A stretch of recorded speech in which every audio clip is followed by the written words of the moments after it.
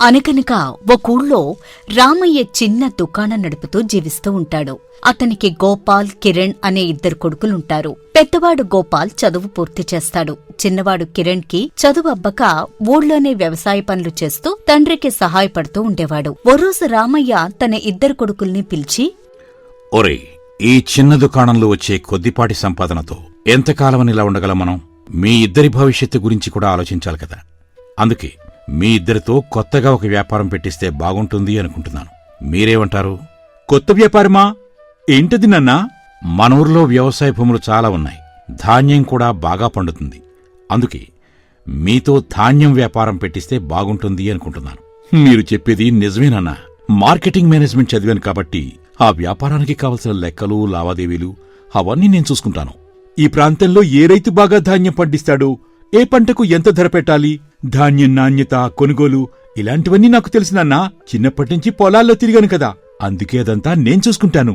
అదేరా నేను చెప్పాలనుకుంటున్నాను. ఒకరికి చదువు, మరొకరికి ధాన్యం మీదున్న అనుభవం, ఈ 2 కలిస్తే వ్యాపారం అద్భుతంగా సాగుతుంది. అవునానా, మీ ఆలోచన చాలా బాగుంది. మీరు చెప్పినట్టే చేద్దాం. సరే, అయితే రేపట్నుంచి వ్యాపారానికి కావలసిన ప్రణాళిక మొదలు పెడదాం.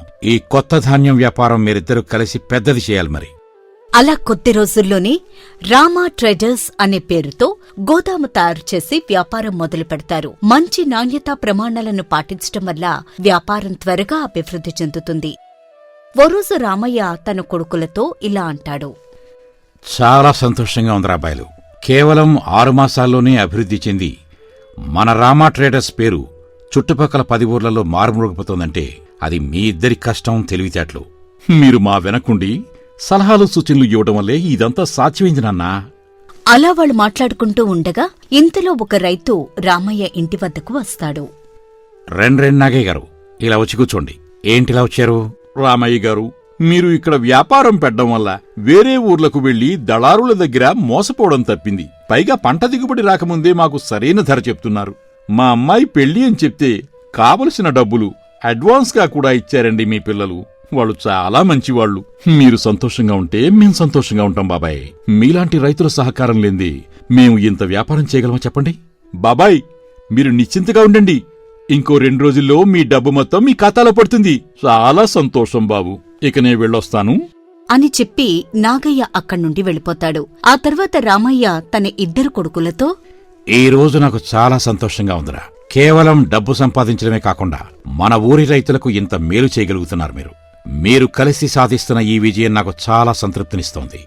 అలా సాధించిన విజయం గురించి మాట్లాడుకుంటూ ముగ్గురూ ఆనందంగా ఉంటారు.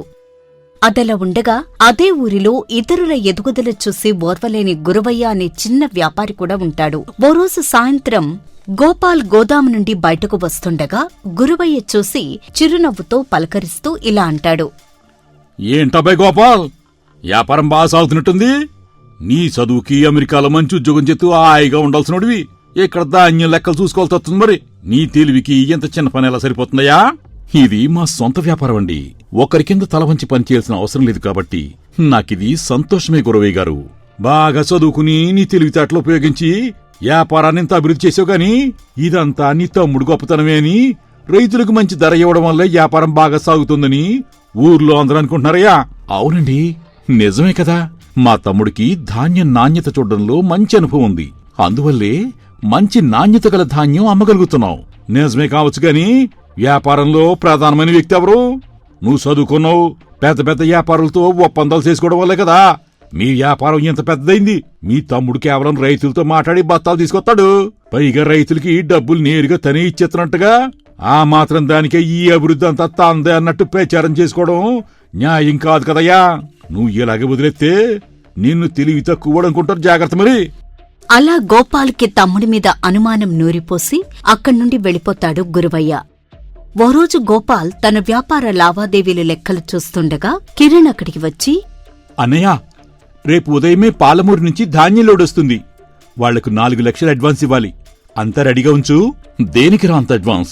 సరుకు చూడకుండానే మంచి ధాన్యం అని నీకెలా తెలుసు? నువ్వు వాళ్ళ పొలం చూసావా? ఏంటన్నయ్యా కొత్తగా అడుగుతున్నావు? నేను ఆ ఊరికి వెళ్లి రైతులతో మాట్లాడి ధాన్యం నమూనాలు పరీక్షించాను కాబట్టి చెప్తున్నాను. నా ఎంపిక ఎప్పుడూ తప్పలేదు కదా. నీ ఎంపికల మీద లక్షలు పెట్టడానికి నేనేమైనా తెలివి తక్కువన్నా? నువ్వు కేవలం కొనుగోలు మాత్రమే చూడు. డబ్బు వ్యవహారాలు ఎంత ఇవ్వాలి అనేది నేనే నిర్ణయిస్తాను. ధాన్యం రాకుండానే రేటు నిర్ణయించాల్సిన అవసరం లేదు. రేపు లోడొచ్చాక అప్పుడు ఆలోచిద్దాం. ఏంటన్నయ్య కొత్తగా మాట్లాడుతున్నావు? నేను ఎంత డబ్బు ఖర్చు చేస్తున్నాను, ఎవరికిస్తున్నాను అనేది ప్రతిదీ నీకు చెప్తున్నాను కదా. సర్లే, ఇక నుండి నేను రైతులకు మాటివ్వను. నీ లెక్కల ప్రకారం నువ్వే చూసుకో. కిరణ్ బాధపడుతూ బయటికి వెళ్ళిపోతాడు. గోపాల్ ఒక్కడే కూర్చుని గురువయ్య చెప్పిన మాటల గురించి ఆలోచిస్తూ ఉంటాడు. ఆ రోజు సాయంత్రం పొలం దగ్గర కిరణ్ ఒంటరిగా కూర్చుని తన అన్నలో వచ్చిన మార్పు గురించి ఆలోచిస్తూ ఉండగా అటువైపు నుండి వస్తున్న గురువయ్య కిరణ్ దగ్గరకు వచ్చి, ఏంటయ్యా కిరణం, ఒంటరిగా ఇక్కడ కూర్చున్నావు? దేనికో బాధపడుతున్నట్టున్నావు?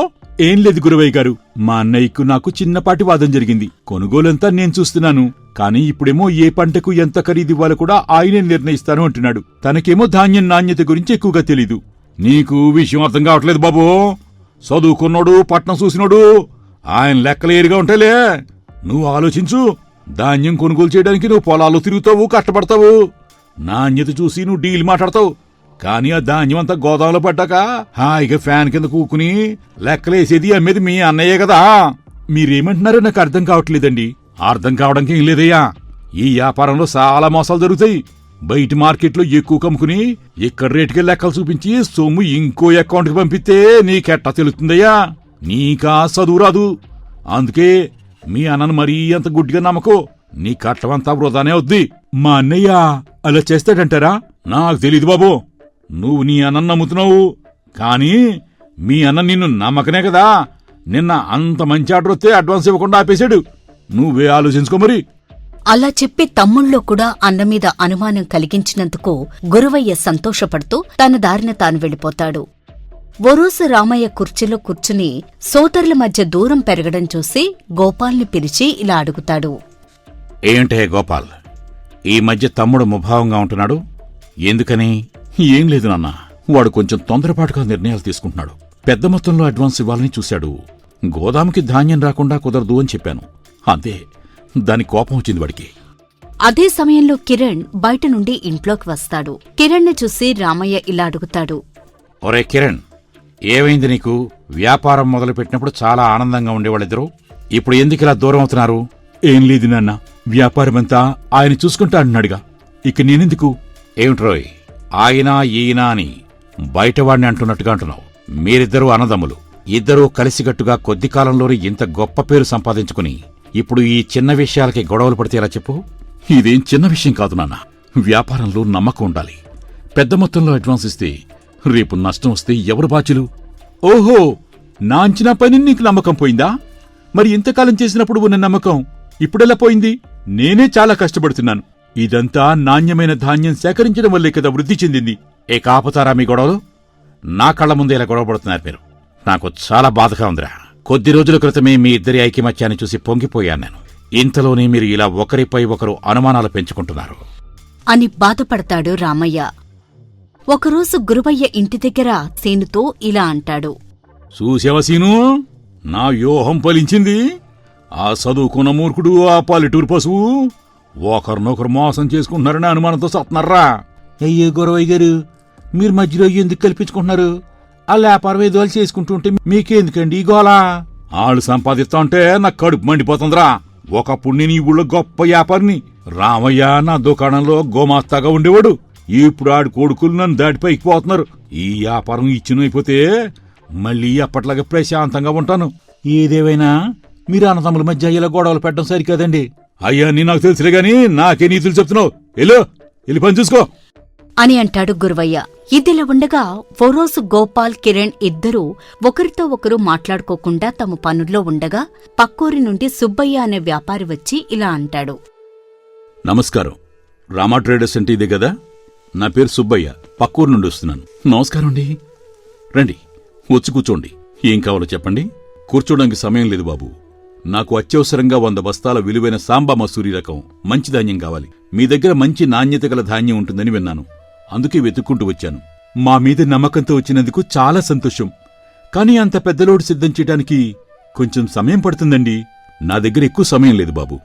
రేపు ఉదయం కల్లా సరుకు కావాలి. ఇప్పుడు కొంత డబ్బిస్తాను. రేపు ఉదయం బస్తాలు చూసుకుని మిగిలిన డబ్బిచ్చి తీసుకువెళ్తాను. వెంటనే మీ అగ్రిమెంట్ పేపర్లు రెడీ చేయండి. అంటూ సుబ్బయ్య గోపాల్ చేతిలో డబ్బు పెట్టి అక్కడ్నుండి వెళ్ళిపోతాడు. అలా సుబ్బయ్య వెళ్ళిపోగానే గోపాల్తో కిరణ్ ఇలా అంటాడు. అన్నయ్య, బేరం బాగానే ఉంది కాని మన గోదాంలో అంత ధాన్యం లేదన్నయ్య. కొన్ని బస్తాలు 2వ రకం సాంబా మసూరి కూడా కలిపి ఉంది. ఇప్పటికిప్పుడు వారికి కావలసిన మంచి ధాన్యం ఎక్కడ్నుంచి తీసుకొస్తాం? ఇంత పెద్ద ఆర్డరు వదులుకోవద్దురా మనం. అన్నీ కలిపి లోడ్ చేసేద్దాం. అంత లోడ్లో కనిపెట్టలేడులే. అవన్నీ నేను చూసుకుంటాను గాని నువ్వు లోడుకి ఏర్పాట్లు చూడు. కానీ ఒకవేళ వాళ్ళకి నిజం తెలిసిపోతే మనకి చాలా చెడ్డ పేరొస్తుందన్నయ్య. ఇంతకాలం మనం కష్టపడి నిలబెట్టుకున్న పేరంతా పోతుంది. నా మాట విని అలా చేయకన్నయ్య. రే కిరణ్, చూడు, వ్యాపారం చేయడం నాక్కూడా తెలుసు. నీ ఒక్కడికే తెలిసినట్టు మాట్లాడుకో. ఒక్కసారిగా తన అన్న అలా కటువుగా మాట్లాడినందుకు బాధపడుతూ చేసేదేం లేక మౌనంగా ఉంటాడు కిరణ్. మరుసటి రోజు ఉదయం సుబ్బయ్య కోరినట్లుగా 2వ రకం ధాన్యం కూడా కలిపి లోడు సిద్ధం చేసి ఉంచగా ఇంతలో సుబ్బయ్య అక్కడికి వస్తాడు. రండ్రండి సుబ్బయ్య గారు, ఇదిగోండి మీరడిగినట్టు మంచి ధాన్యం సిద్ధం చేసి ఉంచాను. చాలా సంతోషం బాబు. మాట మీద నిలబడ్డావు. ఇలా ఉండబట్టే మీరు ఇంత పెద్ద వ్యాపారం చేయగలుగుతున్నారు. ఇదిగో మిగిలిన డబ్బు. ఒక్కసారి ధాన్యం పరిశీలించి చూసొస్తాను అని వెళ్లి ధాన్యం బస్తాను పరిశీలిస్తాడు సుబ్బయ్య. ధాన్యాన్ని పరిశీలించిన సుబ్బయ్య ఒక్కసారిగా అవాక్కై కోపంతో గోపాల్తో ఇలా అంటాడు. ఏంటి గోపాల్, ఇది నాసిరకంగా ఉంది? అంటే మీ దగ్గర నాణ్యమైన సరుకులేదా? మిమ్మల్ని నమ్మినందుకు ఇలా మోసం చేయడం న్యాయమేనా? నిన్న గురవయ్య మీ గురించి చెప్పాడు. ఆ రామయ్య కొడుకులు డబ్బు కోసం నాణ్యత లేని ధాన్యాన్ని అమ్ముతున్నారంటే నేను నమ్మలేదు. కానీ ఇప్పుడు చూస్తే నిజం తెలిసిపోయింది. నాకు మీ ధాన్యం వద్దు. నా డబ్బు నాకు తిరిగిచ్చేయండి అని అనగానే చేసిన మోసం బయటపడిందనే పశ్చాత్తాపంతో తీసుకున్న డబ్బు తిరిగి ఇచ్చేస్తాడు గోపాల్. ఏంటన్నయ్యా నువ్వు చేసిన పని? వద్దని చెప్తూనే ఉన్నానుకా, నువ్వేంలేదు. ఇప్పుడు చూడు ఎంత చెడ్డ పేరొచ్చిందో. ఇక మన వ్యాపారం మూతపడినట్టే. నాన్నకు తెలిస్తే ఎంత బాధపడతాడో తెలుసా? అలా జరిగిన సంఘటనకి ఇద్దరూ బాధపడుతూ ఉండగా అప్పుడే రామయ్య నెమ్మదిగా లోపలికొస్తాడు. ఏం జరుగుతుందిక్కడ? మీ ఇద్దరి గొడవ వీధి చివరిదాకా వినిపిస్తుంది. అసలేం జరిగింది? నాన్న, పక్కూరు నుండి మనల్ని నమ్మొచ్చిన సుబ్బయ్య గారికి చెప్పినా వినకుండా నాణ్యత లేని ధాన్యమిచ్చి మన వ్యాపారానికి చెడ్డ పేరు తీసుకొచ్చాడన్నయ్య. అన్నయ్య లాభాలే చూస్తున్నాడు కాని నాణ్యత గురించి ఆలోచించడం లేదు నాన్న. నన్ను క్షమించు నాన్నా. నేను చాలా పెద్ద తప్పు చేశాను. బాధపడకురా గోపాల్. నేను మీ ఇద్దరికీ ఒక నిజం చెప్తాను వినండి. ఆ సుబ్బయ్య మరెవరో కాదు, నా స్నేహితుడే. మీ ఇద్దరిలో భేదాభిప్రాయాలు పోయి మార్పు తీసుకురావడానికే ఈ నాటకం ఆడాం. గోపాల్ ఇలా అడుగుతాడు. ఏంటి నాన్న మీరు చెప్పేది? ఇదంతా నాటకమా? ఎందుకు? ఇప్పటికైనా అర్థమైందా గోపాల్? వ్యాపారానికి నీ చదువు, తెలివితేటలు, ధాన్యం మీద తమ్ముడికి ఉన్న అనుభవం రెండూ ఉంటేనే వ్యాపారం వృద్ధిలోకి వస్తుంది. అది తెలియజేయాలనే ఈ నాటకం ఆడవలసి వచ్చింది. గురవయ్య అసూయపరుడు. మీ అభివృద్ధిని చూసి ఓర్వలేక మీ ఇద్దరికీ అనుమానాలు కలిగించి ఈ గొడవ పెట్టాడు. ఎవరెన్ని చెప్పినా వినకుండా ఒకరి విలువ ఒకరు తెలుసుకుని కలిసిమెలిసి ఉంటేనే ఏదైనా సాధ్యపడుతుంది. మీరు చెప్పింది నిజమేనన్నా. చెప్పుడు మాటలు విని తమ్ముణ్ణి తక్కువ అంచనా వేసి ఎంత పెద్ద తప్పు చేశానో అర్థమైంది నాకు అని చెప్పి చేసిన తప్పు తెలుసుకుంటాడు గోపాల్. అన్నదమ్ములిద్దరూ భేదాభిప్రాయాలు లేకుండా ఒకరిపై ఒకరు గౌరవంతో తిరిగి తమ వ్యాపారాన్ని కొనసాగిస్తారు.